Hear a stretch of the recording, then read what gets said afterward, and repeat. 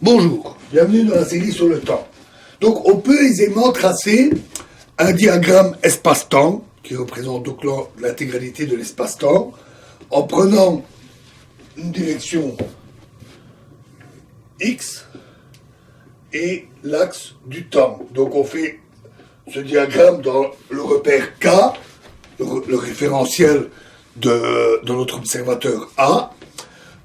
On prend la direction X et l'axe du temps. Bon, on doit prendre toutes les directions, hein, X, Y, Z, mais c'est un petit peu compliqué à dessiner puisque cela fait un espace-temps à 4 dimensions. Et je suis limité par le plan. Au pire, je pourrais le faire en perspective pour 3 dimensions.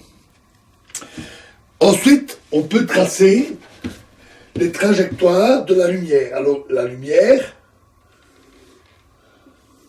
qui va aller par exemple dans la direction de X, va suivre une trajectoire X égale C fois le temps.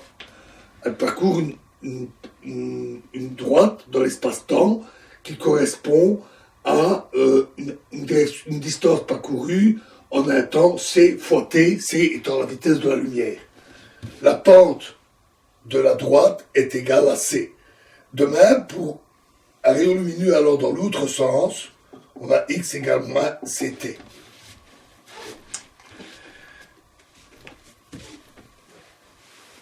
Les trajectoires des rayons lumineux sont appelées ainsi. Ah oui, petit détail, donc ça c'est dans le référentiel K, et on parle d'un événement E donné, ça peut être l'origine, hein, ça pourrait être O. Donc les trajectoires de la lumière ainsi dessinées est appelée cône relativiste ou cône de lumière. En fait, on devrait plutôt parler de bicône, puisqu'on a 2 cônes. Alors pourquoi un cône? Puisqu'ici c'est un V, mais à nouveau je suis limité dans le plan. Mais si vous preniez 2 directions XY, avec une direction comme ceci, avec toutes les trajectoires de la lumière dans toutes les directions, on obtiendrait effectivement un cône. Et donc 2 cônes se touchant par la pointe. Et à 3 dimensions, on parle toujours de cône relativiste, mais à 4 dimensions, il serait plus juste de parler d'hypercône. Ensuite, on peut partager l'espace-temps en régions, que l'on va nommer région 1, région 2 et région 3.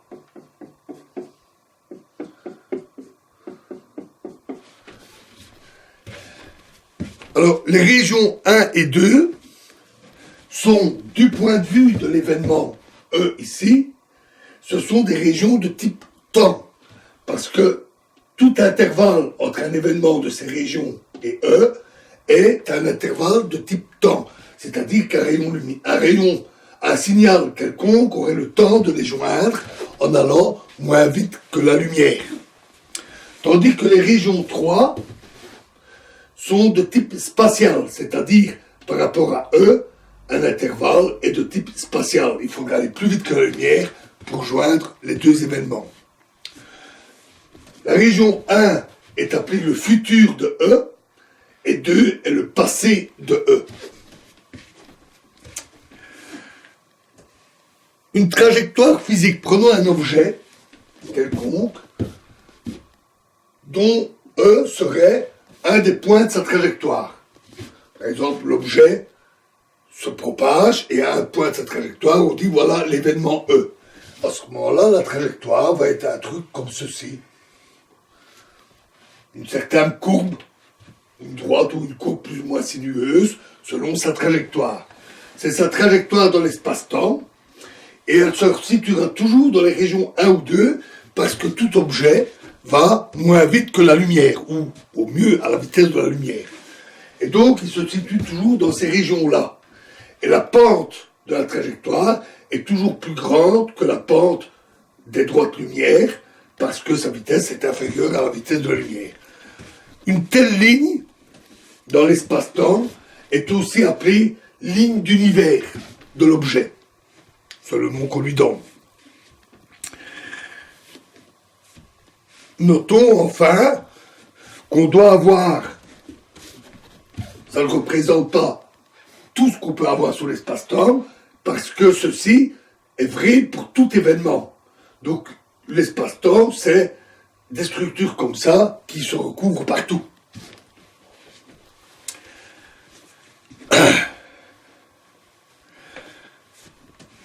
Notons que cette structure est très caractéristique parce qu'elle est invariante. En effet, dans un repère K', on aurait X', T', les coordonnées peuvent changer, mais la vitesse de la lumière reste toujours la même. Et donc, le cône de lumière reste le même. On l'a dit, les intervalles sont invariants, leur type reste toujours le même, et donc les régions 1, 2 et 3 sont, pour eux, sont valables, quel que soit le référentiel ou l'observateur considéré. Et donc l'ensemble de ces structures donne bien l'image de l'espace-temps. On peut, dans l'espace-temps, dans ce diagramme, tracer la trajectoire de nos jumeaux. X, T, donc dans le répertoire, dans le référentiel K, A est immobile par rapport à lui-même, et donc A va suivre une trajectoire, une ligne d'univers verticale. Il reste toujours au même endroit, et son temps s'écoule, tout simplement. Tandis que pour B s'éloigne à grande vitesse, et puis revient. Le point ici est le point de demi-tour. Et on voit très bien, avec les trajectoires, qu'effectivement, il y a asymétrie. Et on ne peut pas avoir de rencontre des jumeaux sans qu'il y ait des changements de pente. De plus, le temps propre de la lumière est nul. C'est dû au fait que son intervalle est égal à 0. Et plus une droite est inclinée, et plus l'effet de dilatation est important. Et donc, le temps propre de B, le long de cette trajectoire, est inférieur au temps parcouru ici. On lit donc le phénomène des jumeaux directement sur le diagramme, sans qu'il y ait de paradoxe. Signalons deux points importants. Donc, j'insiste sur 2 points importants. D'abord, la simultanéité relative du temps implique que l'on prenne des intervalles spatiaux. Je l'avais déjà signalé. De même, pour un intervalle de type temps, une trajectoire de type temps, l'ordre des événements est invariant. J'insiste bien sur ces 2 points. Considérons maintenant un objet qui irait plus vite que la lumière. Dans ce cas-là, il joint les points d'un intervalle spatial, et donc il joint 2 événements dont l'ordre temporel dépend de l'observateur. Et donc, pour un observateur, pas pour tous, mais pour un observateur, le signal ou l'objet pourrait remonter le temps. À partir de là, il est très facile, je ne vais pas le faire ici, mais il est très facile de construire un scénario tel qu'il y a voyage dans le temps, voyage dans le passé. L'objet part, revient à son point de départ, et revient à son point de départ avant d'être parti. On peut alors facilement construire des scénarios de paradoxe du grand-père. C'est le fameux paradoxe où un voyageur temporel remonte le temps et tue son grand-père avant même qu'il ait eu un enfant. Et donc, comment le voyageur... Donc, s'il n'a pas eu d'enfant, le voyageur temporel n'a pas eu de père. Alors, comment peut-il y avoir un voyageur temporel? C'est les fameux paradoxes temporels. On a la même chose ici. Le signal qui revient avant, l'objet qui revient avant son départ, pourrait modifier quelque chose, l'empêchant de partir. Mais dans ce cas-là, comment a-t-il pu revenir? Donc, ce paradoxe est un vrai paradoxe. Il conduit à des contradictions. Et il implique que la vitesse c est une limite. Notons aussi que l'énergie cinétique d'un corps, donc l'énergie d'un corps en mouvement, c'est cette énergie qu'on ressent quand on reçoit une balle dans la tronche. L'énergie de la balle s'arrête brusquement, l'énergie est dissipée aux dépens de notre visage. Donc, ou une voiture qui percute un poteau ou un mur. Plus elle va vite, plus l'énergie est grande et plus le choc est fort. L'énergie cinétique, en physique classique, c'est la moitié de la masse de l'objet fois sa vitesse au carré. Ça explique aussi pourquoi, avec les véhicules automobiles, on tient compte du fait qu'il faut élever la vitesse au carré.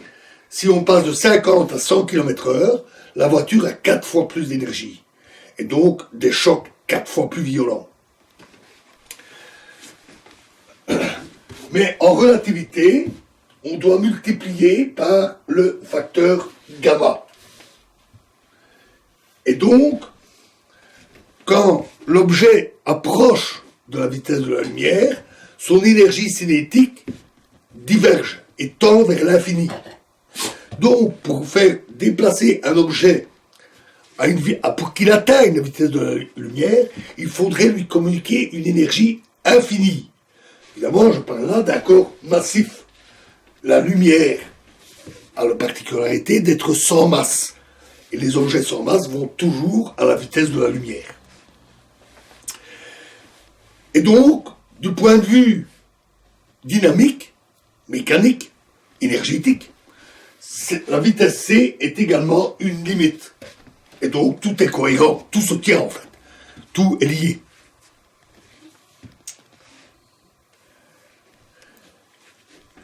Notons que la physique en relativité restreinte reste réversible.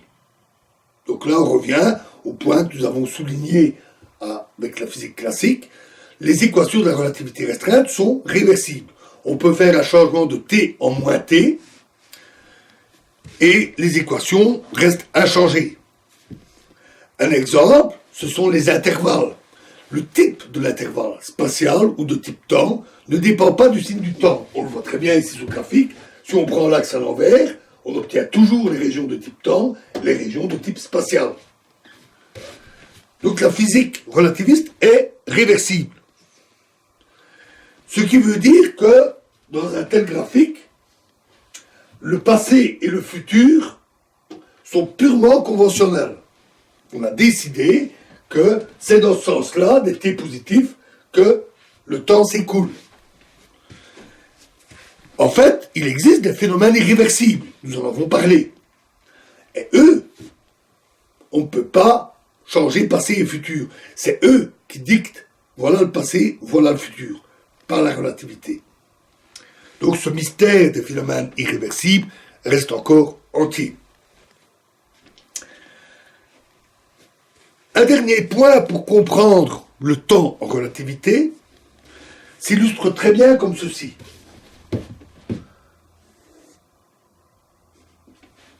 Supposons que l'on est l'observateur A et le long de X, on a une horloge H1 immobile et une horloge H2 immobile.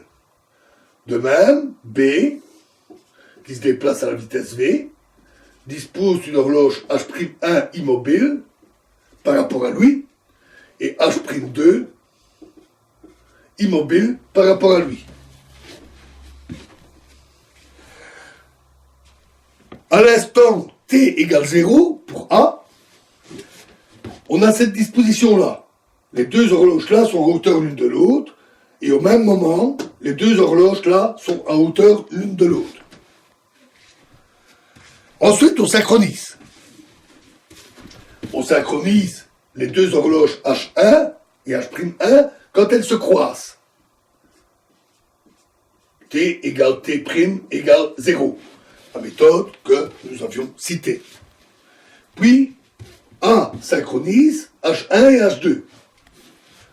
Par exemple, par échange de signaux. On peut l'avoir fait au préalable ou après. De même, au même moment, B synchronise H'1 et H'2. Et donc, tout semble synchronisé. Et les deux horloges, là, sont au même point. Donc la question, est-ce que H2 et H'2 indiquent la même heure? Eh bien, la réponse est non. Et ça, c'est très contre-intuitif. C'est l'analyse qui dit tout est synchronisé, tout est au même endroit, et donc tout doit indiquer la même heure. C'est une analyse naïve, classique. N'oublions pas que la simultanéité est relative. Ce qui veut dire que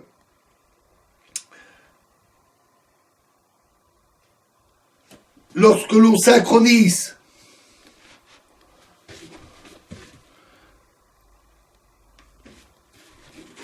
H1 et H2, cela revient à dire, je veux qu'elles indiquent le temps T en même temps, simultanément. Mais pour B, la simultanéité est relative. Et donc, ça ne sera pas simultané. Donc, pour lui, le temps T n'est pas synchronisé, de son point de vue. De même, pour A, quand il regarde la synchronisation réalisée par B.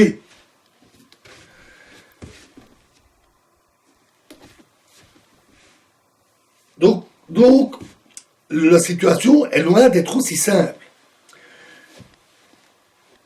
Il n'y a pas, la synchronisation dépend de l'observateur. Du moins, la synchronisation faite pour ces horloges dites immobiles par rapport à lui. Il n'y a pas de... l'erreur du raisonnement vient de réflexion dans l'analyse du type au même moment. Quand on dit A synchronise, au même moment, B synchronise. Ou H1 et H2 sont à hauteur l'un de l'autre, au même moment. Cette expression est trompeuse, parce qu'on a l'impression que c'est au même moment pour tout le monde. Mais ce n'est pas vrai. Il n'y a pas de synchronisation absolue, globale, pour toutes les horloges. Il n'y a pas de au même moment absolu. Il n'y a pas de temps absolu. On voit aussi que ce concept de temps relatif mélange le temps et l'espace. Parce que les deux horloges-là indiquent la même heure, on l'a veillé, mais pas ces deux-là, alors qu'elles sont côte à côte. Et la différence entre les deux, c'est la distance, c'est la position. Espace et temps sont intimement mêlés. Cela signifie aussi que le temps n'a de signification que dans un voisinage. Autour d'un événement donné, l'instant en ce point où se trouve l'horloge, il y a un sens à parler du temps pour tout le monde. Les deux peuvent se mettre d'accord, A et B, pour tout synchroniser. Donc, en un événement donné, ou dans son voisinage immédiat, infinitésimal, il y a un sens à parler du temps pour tous. Mais on ne peut pas le faire pour tous les points de l'espace-temps, pour tous les événements, de la même manière. C'est impossible. On dit que le temps est local, au voisinage d'un événement. Et donc que la physique est locale. C'est une bonne manière de voir l'espace-temps. La physique, les phénomènes sont locaux. Ils se produisent en un point, dans son voisinage infinitésimal immédiat, et toute relation avec le reste se fait par des échanges de signaux, d'objets, de particules, d'énergie, d'informations, se fait à vitesse finie, inférieure ou égale à la vitesse de la lumière, de proche en proche. Et donc, tout ce qu'on a, ce sont des relations entre des zones locales, à travers l'échange de ces signaux. L'espace-temps prend une structure relationnelle. Et donc, ici, ce qu'on peut faire, c'est partir d'un événement donné, et partir des relations, les échanges de signaux, pour construire un réseau de relations entre tous les événements. Et cela permet de définir des coordonnées ou de décrire la géométrie obtenue avec ce réseau de relations. Cette géométrie n'est autre que celle de l'espace-temps ici, c'est la géométrie de Minkowski. Voilà, tout ça est très contre-intuitif, c'est pas le temps classique, c'est pas la physique classique. Ça peut être difficile à digérer, ça peut prendre un moment pour être assimilé. Donc essayez de bien assimiler ça.